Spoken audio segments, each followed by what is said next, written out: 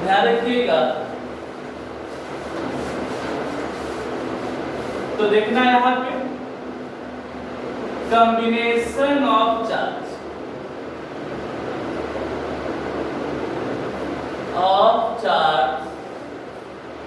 अब कॉम्बिनेशन पढ़ाई कर रहे हैं।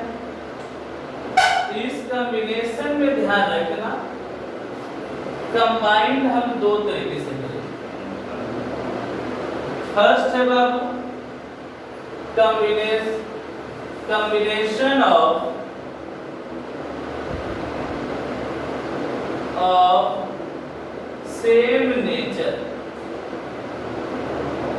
Same nature of charge. याद रखिएगा कि सेम नेचर ऑफ चार्ज का मतलब है प्लस प्लस या माइनस माइनस। ये ध्यान रखिएगा बाबू। तो इस सेम नेचर को बोलते हैं लाइक चार्ज। ध्यान रखिएगा। अब इसमें देखो क्या होगा कि मान लो इसमें आपका ये प्लस है, ये भी आपका प्लस है। यहाँ पे सेम नेचर आ गया। तो जब सेम नेचर होगा तो रिपेल होगा, मतलब एक दूसरे को दूर होगा। याद रखना कि जब प्लस प्लस हो या माइनस माइनस हो तो उसमें याद रखिएगा रिपल्सन। क्या हो रहा है बाबू? रिपल्सन हो रहा है। तो देखिएगा रिपल्सन। अब कहेगा सर कि माइनस माइनस अगर होता तो चलिए इस फिगर को भी देख लेते हैं। तो देखिए यहाँ पे अगर मान लो यदि आपका पैकेट माइनस माइनस माइनस, इस पैकेट में भी माइनस माइनस माइनस था, तो यहाँ से क्या हो, ये भी आपका रिपेल होगा, ये आपका रिपेल। देखिएगा रिपल्सन रिपल्सन। तो आप लोग यार ध्यान रखना कि कभी भी कि जब सेम नेचर ऑफ चार्ज हो तो वहां पे याद रखना नेचर ऑफ फोर्स। चलिए लिख देते हैं यहाँ नेचर ऑफ फोर्स याद रखिएगा रिपल्सन। मतलब यहाँ पे रिपल्सन होगा जब दोनों चार्ज प्लस में हो या दोनों चार्ज माइनस में। बट जैसे ही अपोजिट चार्ज कंबाइंड की कॉम्बिनेशन ऑफ अपोजिट नेचर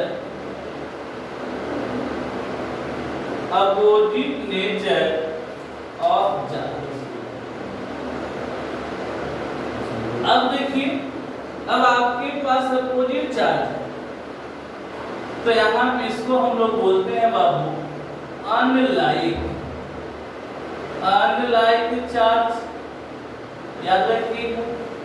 अब इसमें बताओ, अब एक आपका ऑब्जेक्ट जिस पे प्लस चार्ज है और सेकेंड ऑब्जेक्ट जिस पे माइनस चार्ज, अपोजिट होगी।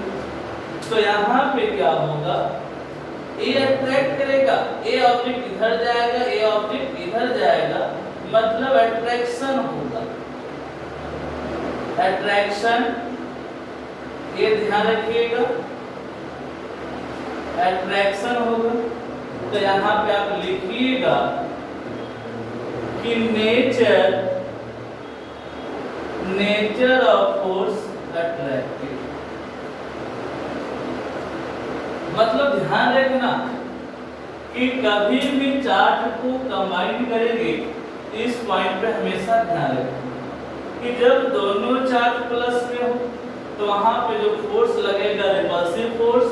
अगर दोनों चार्ज, अगर एक चार्ज प्लस में दूसरा चार्ज माइनस में हो तो वहां पे अट्रैक्टिव फोर्स लगेगा, मतलब एक दूसरे को अपने तरफ पास करेगा। जल्दी से इसको लिख लीजिए, फिर आगे चलते हैं।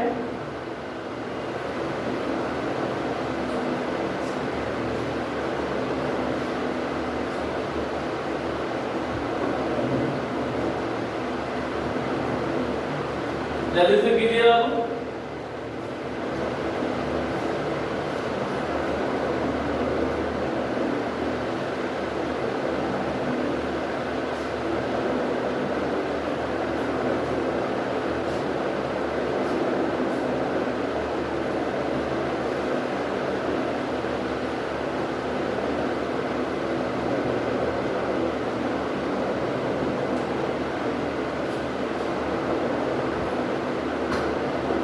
जल्दी लिखिएगा।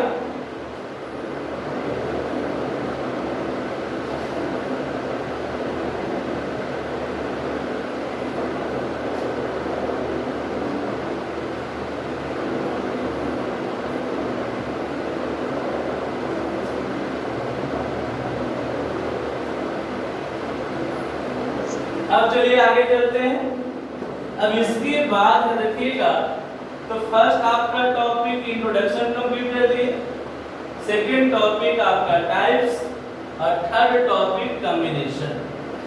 अब चलिए देखिएगा कि नेक्स्ट टॉपिक आएगा आपका प्रॉपर्टीज।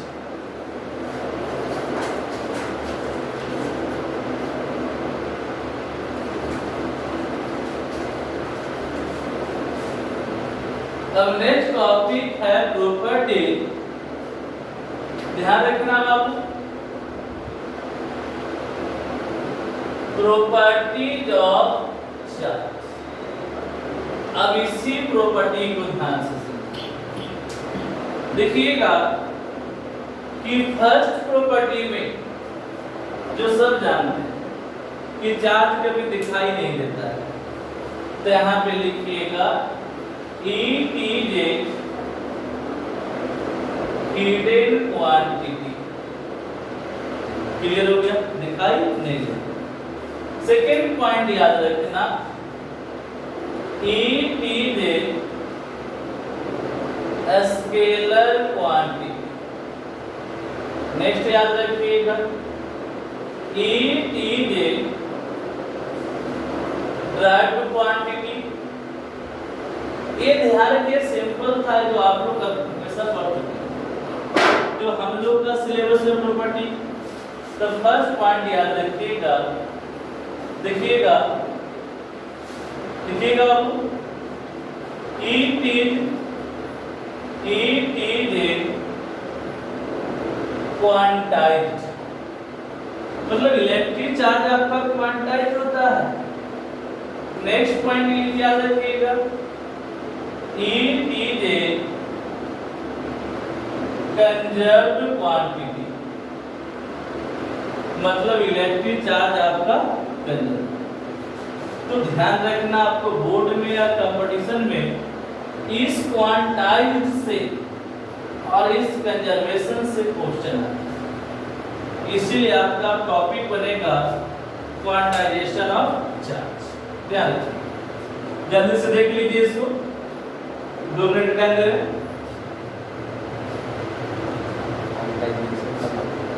क्वांटाइजेशन का मतलब जस्ट बताने जा रहे हैं बाबू कि पैकेट। अब इसीलिए टॉपिक बनेगा क्वांटाइजेशन, इतना रखिएगा। चलिए ध्यान से सुनिए। अब आपके पास क्वांटाइजेशन, देखिएगा ध्यान से, टॉपिक है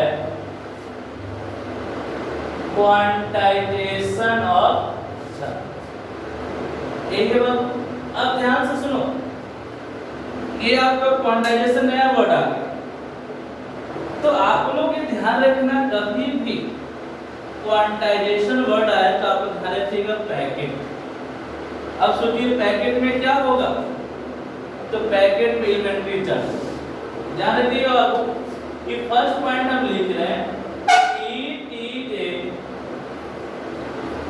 packet of elementary charge. Elementary charge. अब बताओ बाबू, एलिमेंट्री का मतलब याद रखिए छोटा छोटा चार्ज। अब आपके पैकेट को इधर देखते हैं, तो ध्यान रखना ये आपका फर्स्ट पैकेट, इसमें देखिए सेकेंड पैकेट, और एक है आपका थर्ड पैकेट। ध्यान से सुनिए, अगर आपके पैकेट में सिर्फ इलेक्ट्रॉन्स e के पावर -1 मतलब याद रखना इलेक्ट्रॉन, अभी आपके पैकेट में सिर्फ इलेक्ट्रॉन है, ये इलेक्ट्रॉन। अब बताओ कि आपके पैकेट में नंबर ऑफ इलेक्ट्रॉन्स हम मान लेते हैं एक, कितना मान लेते हैं n मान लेते हैं। तो पूछ रहा है इस पैकेट पे चार्ज कितना होगा। ये ध्यान रखिए कि आपके पैकेट में n इलेक्ट्रॉन्स है, तो पूछ रहा है कि टोटल चार्ज पैकेट में कितना होगा। तो आप लोग ध्यान रखिएगा कि जब पैकेट पे चार्ज निकालना हो तो Q equal to n into E। ये ध्यान रखिए। यहाँ पे ध्यान रखना है कि n जो है बाबू वो नंबर ऑफ इलेक्ट्रॉन्स, और ये जो है E जो है एलिमेंट्री चार्ज है, एलिमेंट्री। अब यहां से कोई पूछ देगा कि सर कि नंबर ऑफ इलेक्ट्रॉन बताइए क्या 1/2 हो सकता है, 3/4 हो सकता है? बोलेगा नहीं, कि number of electron only integer होगा, या तो प्लस या तो माइनस। मतलब ध्यान रखना है n का वैल्यू +-1 +-2 +-3 ऐसे होगा। अगर आप लोग सोच रहे हो कि 1/2 1/3 ऐसा नहीं है, ओनली इंटीजर, या तो प्लस इंटीजर होगा या तो माइनस इंटीजर। अब देखिएगा, अब आपके पास पैकेट में अब इलेक्ट्रॉन के देखिए, अब प्रोटॉन e के पावर +1 एक प्रोटॉन। चलो प्रोटॉन आपको दिखा रहे हैं, ये आपका प्रोटॉन है। अब आप लोग खुद सोचिए, तो यहाँ पे हम लिख रहे हैं कि नंबर ऑफ प्रोटॉन्स n मान, इलेक्ट्रॉन को n माने हैं, प्रोटॉन को n माने। अब आपसे पूछ रहा है कि बताइए सर इस पे चार्ज कितना होगा। अब आपको चार्ज पूछ रहा है बाबू, तो आप लोग ध्यान रखिएगा, तो charge equal to m into, यहाँ पे ध्यान रखना है m जो है वो है नंबर ऑफ प्रोटॉन्स, और e जो है एलिमेंट्री चार्ज। एलिमेंट्री चार्ज एक बराबर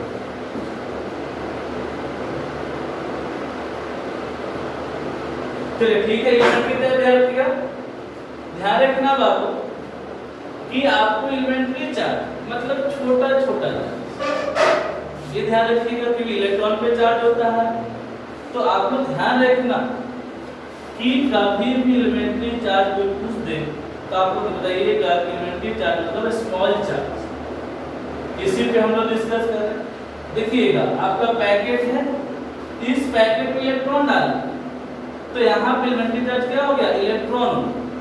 इस पैकेट में प्रोटॉन डालें, एलिमेंट्री चार्ज प्रोटॉन हुआ। अब आपको देखिए, अब कोई पूछेगा कि नंबर ऑफ प्रोटॉन्स अब इंटीजर होगा कि फ्रैक्शन में होगा, तो आप लोग बताइएगा कि यहाँ भी नंबर ऑफ प्रोटॉन इंटीजर ही होगा। ये आप लोग ध्यान रखना कि कभी भी कि नंबर ऑफ इलेक्ट्रॉन्स कोई पूछ दे, नंबर ऑफ प्रोटॉन पूछे, तो आप लोग ध्यान रखिएगा कि इंटीजर बोलिए प्लस और माइनस, ऐसा भी हो सकता है। अगर आपके पैकेट में इलेक्ट्रॉन भी है प्रोटॉन भी है, ध्यान से सुना, इलेक्ट्रॉन भी है प्रोटॉन भी है, ये आपका है। अब बताओ, अब इसमें दोनों है, अब इस पैकेट पे चार्ज कैसे निकालोगे, इस पैकेट पे चार्ज कैसे निकालोगे? तो आप लोग ध्यान रखना Q इक्वल टू, तो इसमें लिख लेते हैं कि नंबर ऑफ प्रोटॉन्स m और नंबर ऑफ इलेक्ट्रॉन्स तो बताओ m प्लस n इंटू, तो ध्यान रखिए अगर आपके पैकेट में इलेक्ट्रॉन है तब बता सकते हैं, प्रोटॉन है तब भी बता सकते हैं, अगर दोनों रहेगा तब भी एक्सप्लेन कर सकते हैं। अब आप लोग खुद सोचिए कि सर अगर एक ही पैकेट में इलेक्ट्रॉन भी और प्रोटॉन भी, चलो इसके एग्जांपल से देखना क्योंकि आपको यहाँ पे थोड़ा सा कंफ्यूजन है। अगर आपके पैकेट में प्रोटॉन की संख्या 5, इलेक्ट्रॉन की संख्या 3, तो पूछ रहा है कि पैकेट पे चार्ज कितना होगा।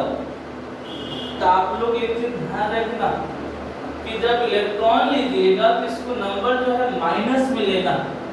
तो यहाँ पे ध्यान रखना है कि इलेक्ट्रॉन किस में लेना है, नेगेटिव में, और प्रोटॉन किस में लेना है, पॉजिटिव। ये ध्यान।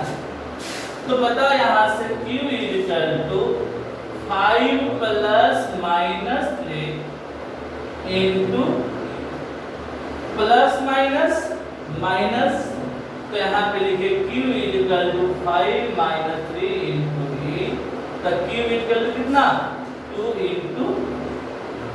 तो आपको इस क्वेश्चन के लिए थोड़ा सा ध्यान रखिएगा, अगर आपके न्यूमेरिकल में अगर इलेक्ट्रॉन और प्रोटॉन दोनों देगा तो इलेक्ट्रॉन को याद रखना है नेगेटिव में लीजिएगा और प्रोटॉन को पॉजिटिव। अब चलिए आगे देखते हैं नोट इसमें, जल्दी से इसको लिख लीजिए फिर आगे चलते हैं।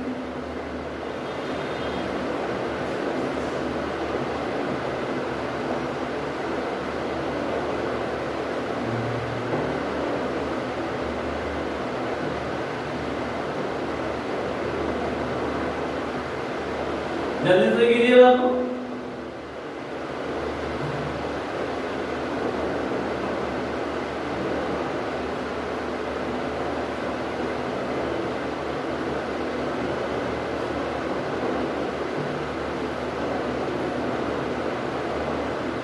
चलिए आगे चले, देखिए अब बताओ इसी पे देखते हैं नोट। अब बताना पैकेट थर्ड के लिए नोट देख रहे हैं, तो यहाँ पे देखिएगा नोट में। अब बताओ फर्स्ट पॉइंट लिख रहे हैं अगर n is greater than m, अगर नंबर ऑफ इलेक्ट्रॉन ज्यादा हो और नंबर ऑफ प्रोटॉन कम, तो याद रखना Q is equal to negative, charge आपका नेगेटिव होगा। सेकेंड पॉइंट याद रखना अगर n लेस होगा m से तो Q क्या होगा, पॉजिटिव। क्यों? क्योंकि आप सब जानते हैं m plus n into e, अगर यहाँ पे माइनस ले लेते हैं, बताओ अगर a बड़ा होगा तो a प्लस हो जाएगा, अगर a छोटा होगा तो नेगेटिव। वही हम काम किए। अब कोई कहेगा कि सर अगर दोनों बराबर हो, इक्वल है, तो याद रखना उस केस में चार्ज नहीं होगा। तो ध्यान रखना कि कभी भी क्वांटाइजेशन ऑफ चार्ज पूछ दे तो आप लोग इस पे डिस्कस कर सकते। अब देखिएगा अब न्यूमेरिकल तभी आप डिस्कस कर सकते जब एलिमेंट्री चार्ज का वैल्यू मालूम होगा। अब हम लोग डिस्कस करते हैं बाबू, देखिएगा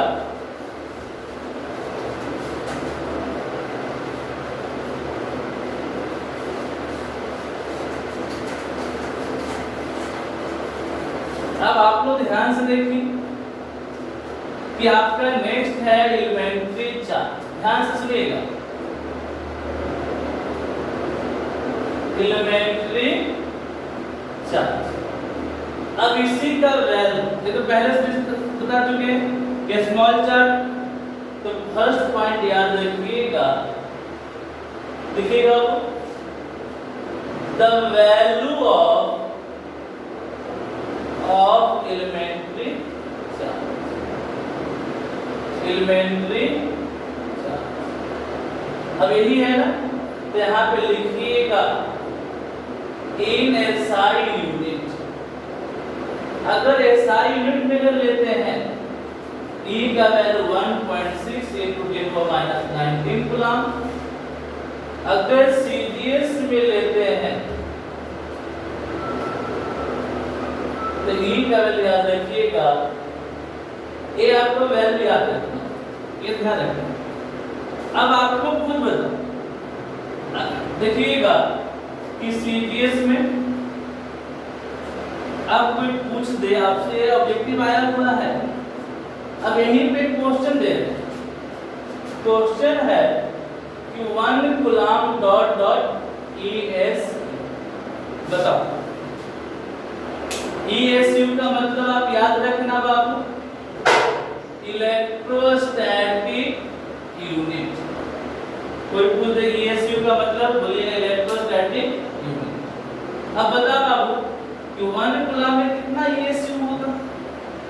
अब कैसे निकालोगे, तो आप बताओ SI वैल्यू और CGS वैल्यू।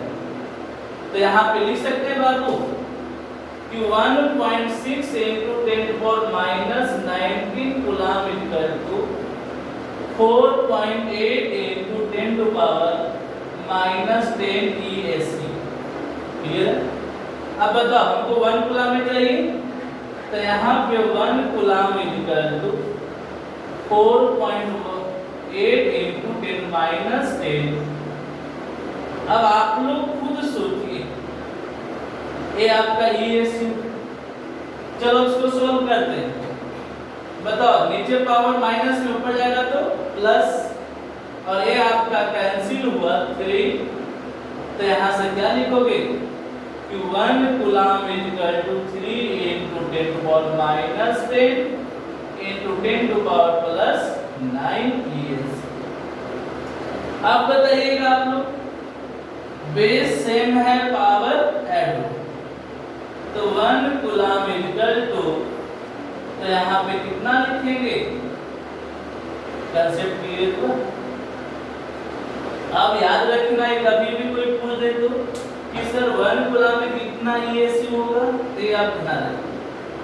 अब एक नोट और लिखवा रहे हैं, सेकेंड नोट, एक कभी ये भी आता है, 1 coulomb equal to 3 × 10⁻9 ESU equal to 1/10 EM। ध्यान रखिएगा, इलेक्ट्रोमैग्नेटिक यूनिट, ये आपका प्रूफ नहीं है, इसलिए इसको ध्यान रखें। जल्दी से इसको उतार लीजिए, इस पर डिस्कस करें आगे।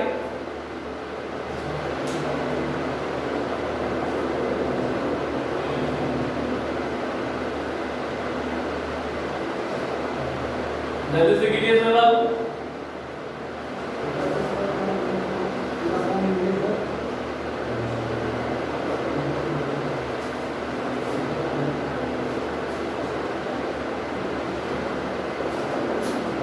हो गया?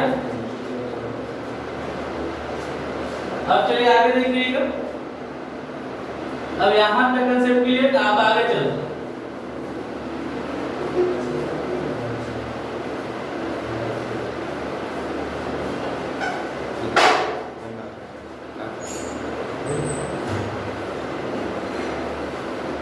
अब देखिएगा कि हम इसके बाद आप लोग का, अब ध्यान से सुनना लोग, कि फॉर नंबर ऑफ इलेक्ट्रॉन्स, अब नंबर ऑफ इलेक्ट्रॉन निकालेंगे कैसे। चलिए कंसेप्ट सीखिएगा कि नंबर ऑफ इलेक्ट्रॉन जब तक आपसे निकलेगा नहीं, क्वेश्चन आपसे नहीं होगा। तो ध्यान रखना इसमें 2 पॉइंट। फर्स्ट लिखना कि व्हेन गिवन एलिमेंट्स, अगर इसमें कोई एलिमेंट्स दिया हुआ है, जैसे आयरन, कॉपर, एल्युमिनियम, ये सब दिया रहेगा, तब निकाल सकते हैं। इधर याद रखना है बाबू, बी में कि when given, when not given elements, अगर एलिमेंट नहीं दिया हुआ है, एलिमेंट रहेगा तब बता सकते, एलिमेंट नहीं रहेगा तब भी बता सकते। तो याद रखना इलेक्ट्रॉन निकालने के सबसे पहले नंबर ऑफ मोल निकालो। Step number first, number of moles. तो लिखिएगा given mass bye formula mass. Formula mass मतलब एटॉमिक मास, मॉलिक्यूलर मास होगा। सेकंड याद रखना बाबू, नंबर ऑफ एटम्स। तो बोलिएगा कि number of moles into Avogadro number, जो क्वेश्चन में पढ़े होंगे। इसके बाद है नंबर ऑफ इलेक्ट्रॉन्स। तो ध्यान रखिएगा कि number of atoms into atomic number. Atomic number ये ध्यान रखिए कि नंबर ऑफ एलिमेंट जब देगा तो पहले आप नंबर ऑफ मोल निकाल लीजिएगा। नंबर ऑफ मोल निकलेगा, उसके बाद नंबर ऑफ एटम्स निकालिएगा और नंबर ऑफ एटम्स के बाद नंबर ऑफ इलेक्ट्रॉन्स। अब क्या एलिमेंट्स नहीं देगा तो याद रखिएगा कि number of electrons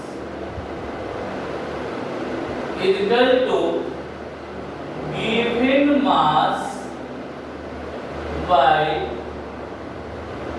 mass of electron. याद रखना।